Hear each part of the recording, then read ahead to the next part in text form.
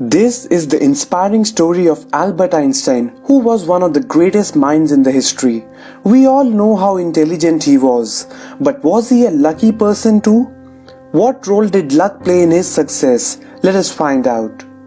Since his childhood, Einstein always wondered what would it be like to travel on a beam of light. He used to think a lot about it, and in the year 1905, he came up with his special theory of relativity. It describes the physics at relativistic speeds, that is, close to the speed of light.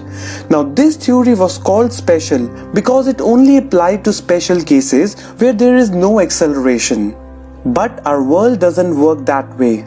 Suppose you have to drive your car at 60 km per hour. For that you will have to accelerate it first.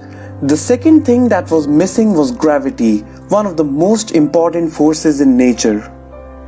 So Einstein wasn't happy with his theory, as he wanted to develop a more general theory of relativity that would explain the universe in a better way. Einstein spent 8 years in developing general relativity. These 8 years were quite difficult for him. His health deteriorated and even his marriage broke up. Now the only way to prove this theory was during the total solar eclipse. Gravity bends light was one of the predictions of general relativity. So now the plan was to find an astronomer who would photograph the eclipse and compare the position of the stars from behind the sun to that during the night time and thus calculate the angle of deflection. But since this theory was so radical, no astronomer was ready to invest time into it. Then came Erwin Freundlich, a German astronomer who had just started his career. He was ready to travel all the way to Russia to photograph the eclipse. Another astronomer by the name William Campbell also started his journey to Russia for the same purpose. But by the time Erwin and his team reached Russia, World War I had started. Being Germans, they were now in an enemy territory. With all the photography equipments, the Russian troops mistook them as German spies and held them as prisoners of war.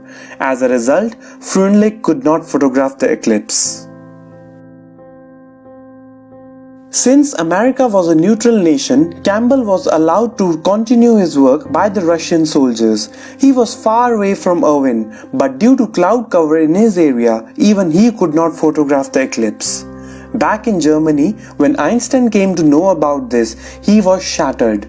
He thought he had missed a golden opportunity as the next eclipse would take place after 5 years in 1919. With no option left, he accepted his fate.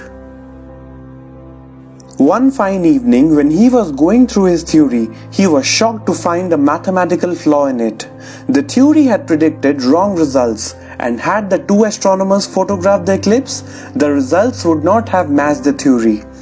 As the stakes were high, Einstein could have become a laughing stock.